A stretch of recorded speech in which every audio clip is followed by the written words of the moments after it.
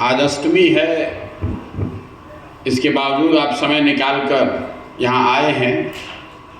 मुझे कोई लंबी चौड़ी बात नहीं कहनी है। जैसा वशिष्ठ भाई बता रहे थे, पिछले कुछ महीनों से जब हम पैदल चल रहे हैं तो शिक्षक समुदाय के लोग हमसे मिलते रहे हैं अपनी समस्याओं को लेकर। आपकी पीड़ा रही है कि जिन दलों को, जिन नेताओं को आपने वोट किया, जिनकी मदद की, वो आज शिक्षकों के लिए वो कुछ नहीं कर रहे। हम 2015 में बिहार आए थे। उस समय मैंने देखा था कि शिक्षक समुदाय पूरी तरीके से भाजपा के साथ है।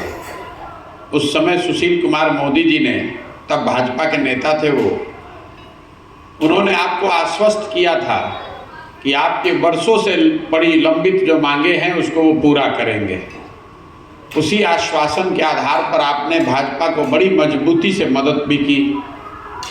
लेकिन दुर्भाग्य ही कह लीजिए आपका, या बिहार के लोगों के नज़रिए से एक तरह से अच्छी बात कि आपने जिसको वोट दिया वो चुनाव हार गए।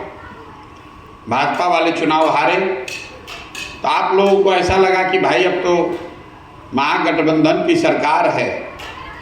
नीतीश कुमार ने कहा हुआ है कि हम कुछ भी हो जाए शिक्षकों की बात नहीं मानेंगे।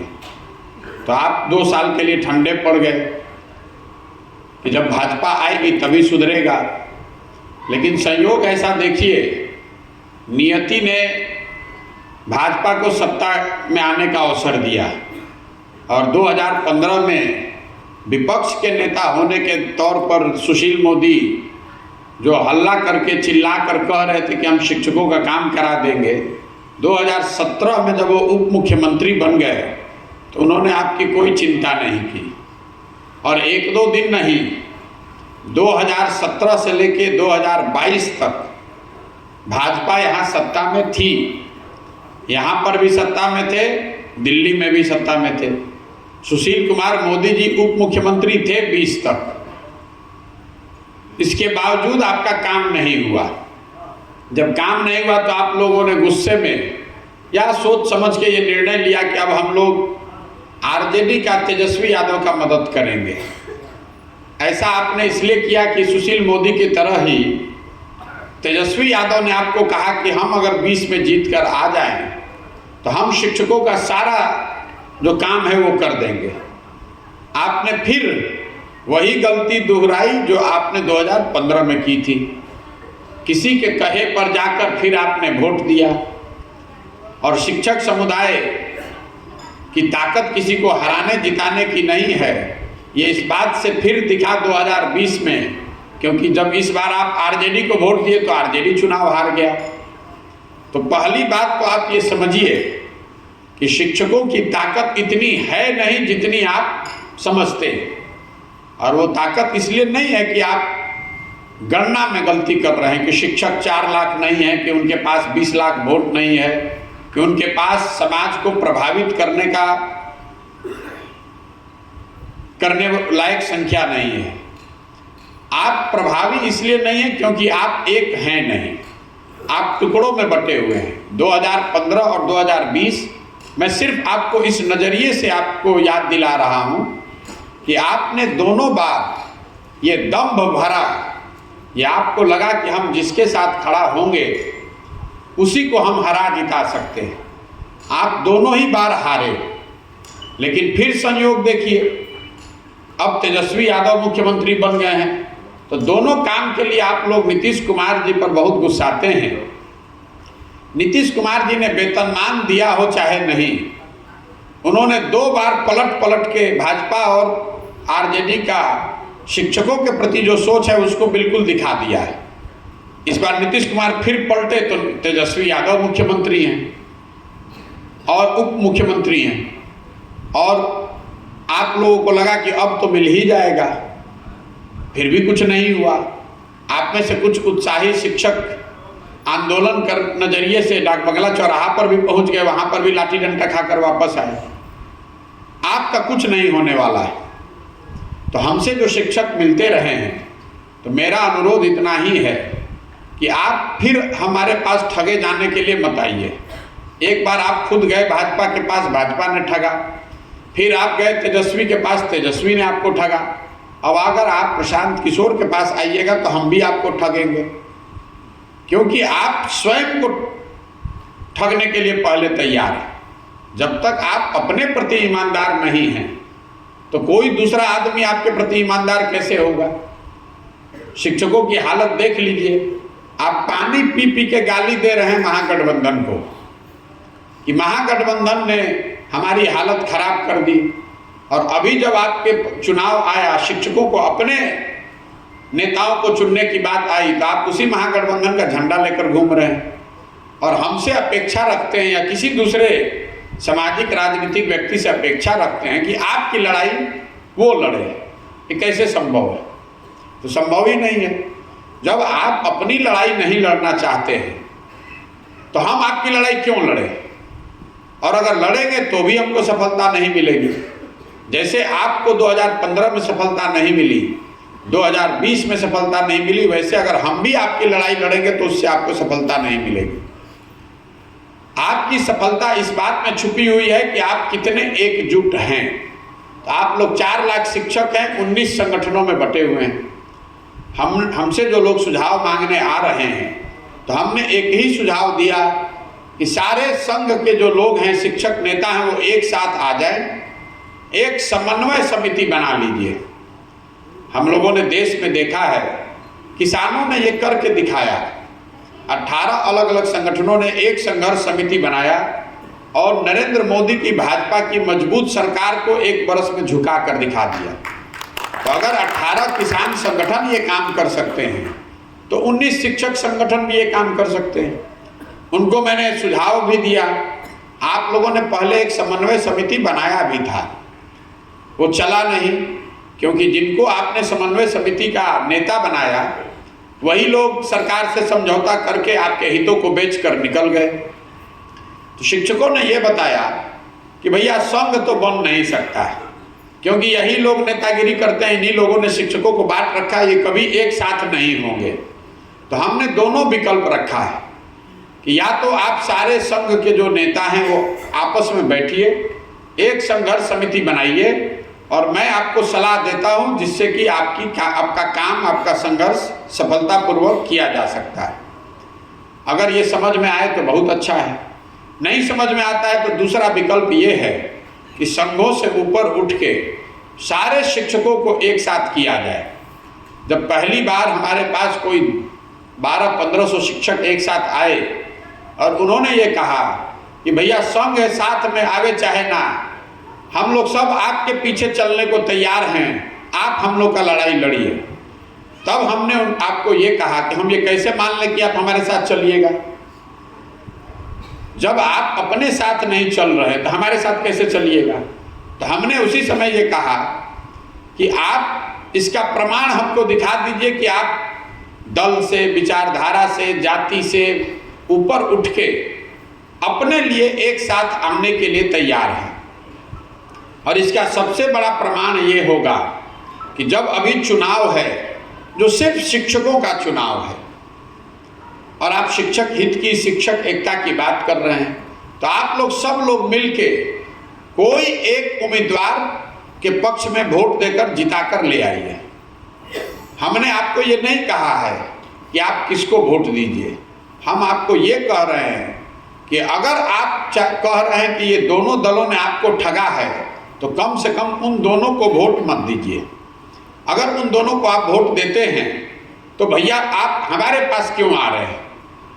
अगर महागठबंधन को आप प्रचार कर रहे हैं, महागठबंधन को वोट दे रहे हैं, तो फिर महागठबंधन से ही बात कीजिए, हमारा टाइम क्यों बर्बाद कर रहे हैं? हमको शिक्षकों के भरोसे हम नहीं हैं, हमको आपका वोट लेके चुनाव नहीं लड़ना है। लेकिन मैं ये नहीं चाहता हूं कि मैं ऐसे आंदोलन का नेतृत्व करूं या उसमें अपना नाम जोड़ूं जिसमें सफलता मिलना बिल्कुल संभव नहीं है। आप एक साथ हो जाइए, हम आपका आंदोलन करने को तैयार हैं। ये भी मैंने कहा कि लोकसभा से पहले आपको जिता कर दिखा देंगे, आंदोलन नहीं करेंगे, जिता कर दिखा देंगे। किसी भी आंदोलन की सफलता में समय का बहुत महत्व है।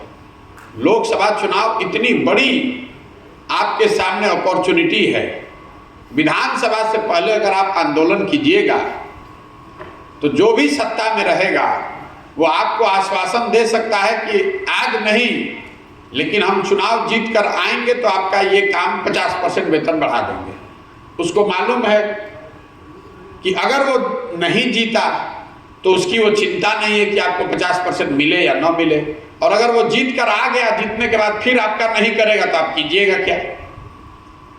लेकिन लोकसभा में ये स्थिति नहीं है। लोकसभा में अगर कोई आपसे दल वादा करता है, कोई नेता कहता है कि भाई आपका ये काम कर दिया जाएगा, और लोकसभा में आपने उसकी मदद की, अगर उसके बाद वो धोखा करेगा तो आपके पास 1.5 वर्ष का अवसर है, और विधानसभा में ये अवसर होगा आपको उसको सबक सिखाने का। इसीलिए मैंने ये सोच समझ के बताया कि आपको अपनी एकजुटता वोट में दिखानी है और लोकसभा से पहले दिखानी है। ये 2 काम आप करके दे दीजिए। आपका काम करा कर देने की जिम्मेवारी हमारी है। हम आपसे वोट नहीं मांग रहे हैं, आपसे चंदा नहीं मांग रहे हैं, आपसे हमने ये भी नहीं कहा कि आप हमारा समर्थन कीजिए।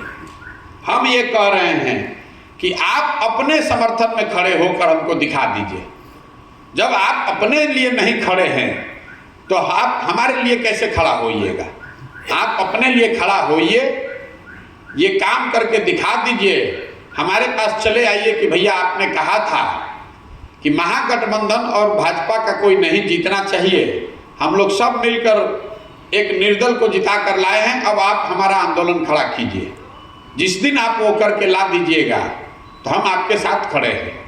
अगर आप वो करके नहीं लाते हैं और यहाँ महागठबंधन जीत कर आता है या भाजपा का कैंडिडेट जीत कर आता है, तो अगर आप मेरे पास आइएगा तो हम आपको कहेंगे भैया जिसको आपने जिताया है उसके साथ लगिए। सीधी सी बात है। हमको आपके वोट की चिंता नहीं है, आपको ये भी बता रहे हैं। आप हमको वोट दीजिएगा, हमको जिताने में मदद कीजिएगा, उसकी हमको चिंता नहीं है। मैंने आपको पहले ही बताया कि शिक्षकों के पास इतना वोट है ही नहीं, वो समझ है ही नहीं कि आप किसी को हरा जिता सकते हैं। अभी सिर्फ शिक्षकों का ही वोट है। भाई 10,000 में 10,000 शिक्षक ही है। विधानसभा लोकसभा में तो बहुत समाज का बड़ा वर्ग है। 2 लाख 3 लाख के वोटर विधानसभा में आप कितना शिक्षक होगा, 10,000 15,000। लेकिन यहाँ तो 100 में 100% आप ही हैं, और फिर भी अगर आप एक साथ निर्णय नहीं ले पा रहे हैं, चुनाव के परिणाम को इफेक्ट नहीं कर पा रहे हैं, तो आप विधानसभा में क्या मदद कीजिएगा, लोकसभा में क्या कीजिएगा, कुछ नहीं कर सकते हैं। यही प्रस्ताव हमने आपके सामने रखा है। आपको अगर ठीक लगता है तो आप इन दोनों दलों का बहिष्कार कीजिए, इन दोनों दलों को वोट मत दीजिए। उसके बाद हम कंधे में कंधा लगाने को तैयार हैं। बहुत आदमी यो कहते कि भाई इन दोनों दलों का विरोध करने के लिए इसलिए कह रहे हैं कि इनको अपना कोई फायदा है, तो हमको क्या फायदा, हमको कोई वोट दीजिएगा। कोई कह रहा है कि जन सुराज से समर्थित कैंडिडेट खड़ा है, तो जन सुराज में हम रोज कहते हैं कि जन सुराज की सोच ये है कि जितने लोग इलेक्टेड जनप्रतिनिधि हैं, चुने हुए प्रतिनिधि हैं, चाहे वो वार्ड सदस्य हो, सरपंच हो, मुखिया हो, जिला पार्षद हो, हम लोग की नज़र में जो भी खड़ा होगा हम उसकी मदद करेंगे, क्योंकि वो चुनाव तो दल पर होता ही नहीं है। तो अगर कोई जन सुराज का आदमी खड़ा है, सोचता है कि हम ठीक है तो लड़े, लेकिन हम आपको ये नहीं कह रहे हैं कि उसी को वोट दीजिए। हम आपको ये कह रहे हैं किसको नहीं देना है। शिक्षक एकता जिंदाबाद नारा लगाने से नहीं होगा। शिक्षक एकता है, इसको करके दिखाइए। जिस समाज में लोग अपने लिए नहीं खड़े हो सकते हैं, उस समाज के उन लोगों के नेतृत्व का या उनसे जुड़ने का मेरा सवाल ही नहीं पैदा होता है। आपको अच्छा लगे तो बहुत बढ़िया, और नहीं अच्छा लगे तो जिसके साथ जुड़े हैं उसके साथ जुड़े रहिए। नागरिक होने के नाते, बिहार के होने के नाते हम आपसे संपर्क करेंगे, लेकिन शिक्षक होने के नाते आपके आंदोलन की जिम्मेवारी हमारी नहीं है। आप जिसके साथ खड़े हैं, जिनको वोट दे रहे हैं, जिन लोगों ने आपको ठगा है फिर भी आप उनको वोट दे रहे हैं, उन्हीं के साथ जुड़कर आपको अपनी मांग रखनी चाहिए। हमारे साथ रखिएगा तो बात नहीं बनेगी। ये जरूर है कि अगर आप इन दोनों दलों को वोट नहीं देते हैं तो हमारी जवाबदेही आपके प्रति है, आपके मांगों के प्रति है। मैं वो उस पर पूरी तरीके से प्रतिबद्ध हूँ। और अगर इस चुनाव में लोग नहीं भी आए साथ में, तो भी हम शिक्षा का मुद्दा छोड़ने वाले नहीं हैं। फिर शिक्षकों को नए सिरे से इकट्ठा कैसे किया जा सकता है, सारे संघों से ऊपर उठा के उसकी व्यवस्था करेंगे। लेकिन अभी की जो व्यवस्था है, इसमें शिक्षकगण अगर अपने संघ के आधार पर वोट दे रहे हैं, अगर आप अपने जाति के आधार पर वोट दे रहे हैं या दलगत विचारधारा के आधार पर वोट दे रहे हैं, तो कृपा करके अपना और हमारा समय बर्बाद मत कीजिए। हमारी आप में कोई दिलचस्पी रुचि नहीं है, हम आपका काम करा देंगे। तो शिक्षक अगर इस व्यवस्था से ये बात नहीं बनती है, तो हमको ये समझ में आ जाएगा कि नहीं, शिक्षकों को ऐसे एकत्रित नहीं किया जा सकता है। तो जिस तरीके से उनको एकत्रित किया जा सकता है वो बाद में प्रयास करेंगे। अभी यही स्थिति है, 2 दिन का समय है। आप संकल्प लीजिए कि आप इन दोनों दलों के लोगों को वोट नहीं करेंगे, तभी आगे की कोई बात हो सकती है। इस पूरे संदर्भ में सचका बाबू जो यहाँ के एमएलसी हैं, इन्होंने एक अग्रणी भूमिका अदा की है। इन्होंने तय किया है कि नहीं, ये बात ठीक है, ये बात लेकर हम लोग शिक्षकों तक जाएंगे। ये शिक्षक नेताओं से भी राज्य के स्तर पर बात कर रहे हैं कि सबको एक साथ लाया जाए, वो प्रयास जारी रहेगा। लेकिन ये जो अभी उपचुनाव हो रहा है, ये कोई पहले से चुनाव है ऐसी बात तो है नहीं, उपचुनाव हो रहा है और कोई दूसरा चुनाव से हम लोग का कोई रुचि नहीं है। लेकिन जो शिक्षक आकर रोज अपना आप समय जाया कर रहे हैं, मेरा भी टाइम बर्बाद कर रहे हैं, अब समय है आपको उस पर एक्ट करने का। नेता जो है वो वोट की बात समझता है, आपके भाषण को नहीं समझता है। आप भाषण में जितना गाली दे दीजिए, जितना हो हल्ला मचा लीजिए, नेता को जाकर 2 थप्पड़ मार भी दीजिए, जब तक आप उसको वोट देते रहेंगे उसको कोई फर्क नहीं है। तो आप लोग 5 वर्ष हल्ला मचा रहिएगा, धरना पर बैठिएगा, लेकिन वोट जाकर जाति के आधार पर, विचारधारा, दल के आधार पर उन्हीं को दीजिएगा। तो मेरी अपनी समझ ये है कि आपको उसका कोई लाभ मिलने वाला नहीं है। जिन लोगों को भी लग रहा है कि हमारे पास ऐसी कोई विद्वता है कि हम सलाह देकर किसी को जिता हरा सकते हैं, तो भैया सलाह आपको हम दे रहे हैं। मानना नहीं मानना आपके हाथ में है। आप स्वयं से शिक्षक हैं, जब आप बच्चों को पढ़ाते हैं, आप तो पढ़ा ही सकते हैं। वो बच्चा कितना पढ़ता है, कितनी ईमानदारी से पढ़ता है, उसी पर निर्भर करेगा कि उसको नंबर कितना आएगा। आपके पढ़ा देने से क्लास का हर बच्चा तो फर्स्ट नहीं आ सकता है।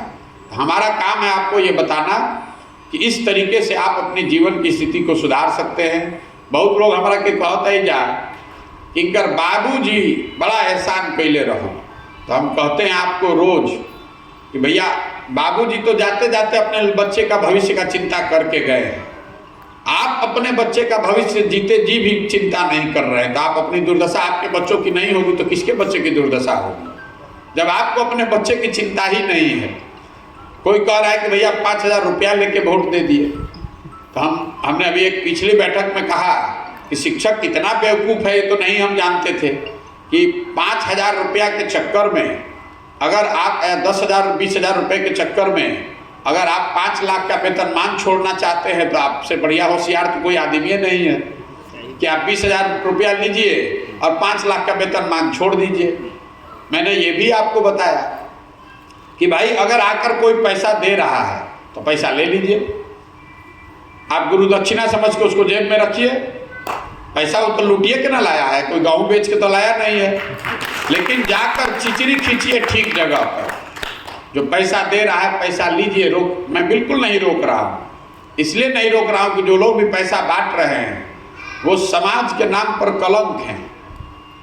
वो शिक्षकों को 2,000 4,000 में आपका उन्होंने भाव लगाया है 5,000 रुपया, तो आपकी ये जवाबदेही है कि 5,000 रुपया लेकर न बिकिए, ताकि आगे किसी की हिम्मत न पड़े आपका भाव 5,000 रुपया लगाने का। नहीं, अगर 5,000 रुपया आपने अपना भाव लगाया है तो इसके आगे की अपेक्षा भी मत रखिए। जो भी नेता आएगा वो यही समझेगा कि भाई शिक्षक लोग कितनों हल्ला मचाइए, जब 5,000 रुपया देवो अपने आप आके वोट दे दिया जाए।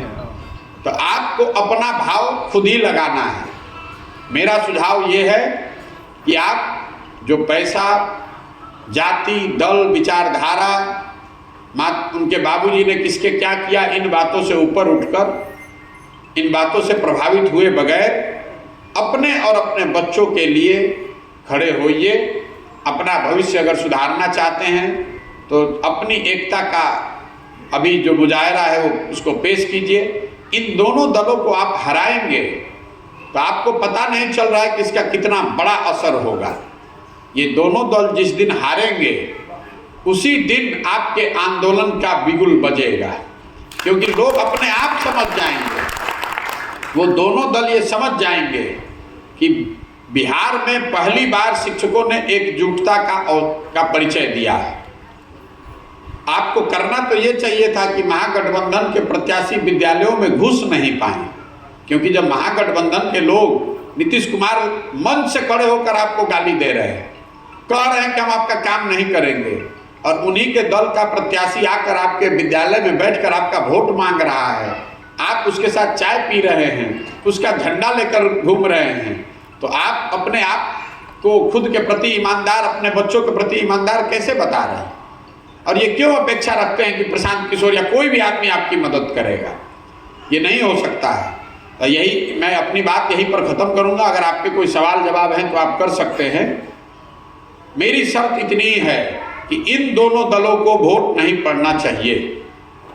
बाकी आपको जिसको जिता कर, जिस दिन आप एक निर्दल को जिताकर हमारे पास ले आइएगा, उसके बाद आपके लड़ाई की जिम्मेवारी आपकी नहीं है, वो हमारी है। संसाधन, व्यवस्था, रणनीति, गर्दन सब हम अपना लगाएंगे। आप पहले इन दोनों को हरा कर दिखाइए।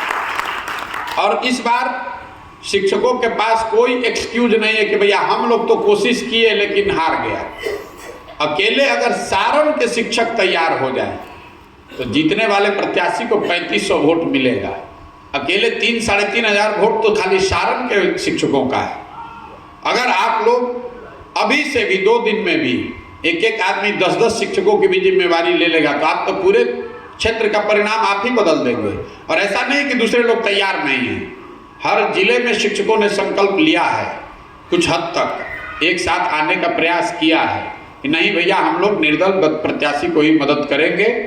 ये अलग बात है कि अलग अलग दलों, अलग अलग शिक्षकों ने अलग अलग निर्दलीय उम्मीदवारों को चुना है, वो आपकी स्वतंत्रता है, वो आपके और सच्चिदानंद राय जी के बीच का मामला है। हमारा मामला ये है कि आप किसी भी निर्दल को जिताकर हमारे पास आ जाइए। एमएलसी के ताकत से आपका आंदोलन नहीं होगा, आपकी ताकत से होगा, हम उसमें सहयोग करेंगे। एमएलसी कोई जीत जाए, इन दोनों दल का नहीं जीतना चाहिए। लेकिन अगर इन दोनों दलों को आपने वोट दिया तो मैं आपसे हाथ जोड़कर आग्रह कर रहा हूं, अपनी समस्या लेकर हमारे पास मत आइए, क्योंकि उसका कोई मतलब नहीं है, मैं करूंगा नहीं। अगर इन दोनों दलों को आपने जिसने वोट दिया है उस शिक्षक से हमारा कोई रास्ता नहीं है, क्योंकि वो शिक्षक न सिर्फ अपने पेट में छुरा मार रहा है, अपने साथी शिक्षकों के भी पेट पर लात मार रहा है। और यही तो बिहार के दुर्दशा का कारण है। बिहार के आप नागरिक भी हैं। बिहार में हम लोग गांव-गांव में जन सुराज में अभियान क्या चला रहे हैं कि भाई आपकी जो समस्या है, आपके बच्चों की जो समस्या है, आपके बच्चों की शिक्षा और रोजगार आपके लिए चिंता का कारण है, तो आप इन विषयों पर वोट कीजिए। आप बात करते हैं शिक्षा की, बात करते हैं रोजगार की, अजैया वोट हुई वो दिन मोदी जी के सीना 56 इंच के देख के वोट दे दे, उस दिन भारत पाकिस्तान पुलवामा पर वोट दीजिएगा, उस दिन जाति पर वोट दीजिएगा, तो आपके बच्चों को कभी शिक्षा और रोजगार नहीं मिलेगी। यही पूरा अभियान बिहार भर में कर रहे हैं, तो वही बात आप पर भी लागू कर रहे हैं। शिक्षकों से कुछ अलग से नहीं मांग रहे हैं, आपसे यही मांग रहे हैं कि आपने जो अभी तक बताया कि आपके साथ जिन लोगों ने धोखा किया उनके साथ आप खड़े मत होइए। अगर खड़े होइएगा तो हम आपसे माफ़ी चाहते हैं, हमारे साथ खड़े होने की ज़रूरत नहीं है। अब मैं अपनी बात ख़त्म करूँगा। सजदा जी को अगर जो कुछ कहना है कहें, और आप में से जो लोग चाहते हैं वो लोग सवाल जवाब जो करना चाहते हैं वो आप कर सकते हैं। बहुत बहुत धन्यवाद।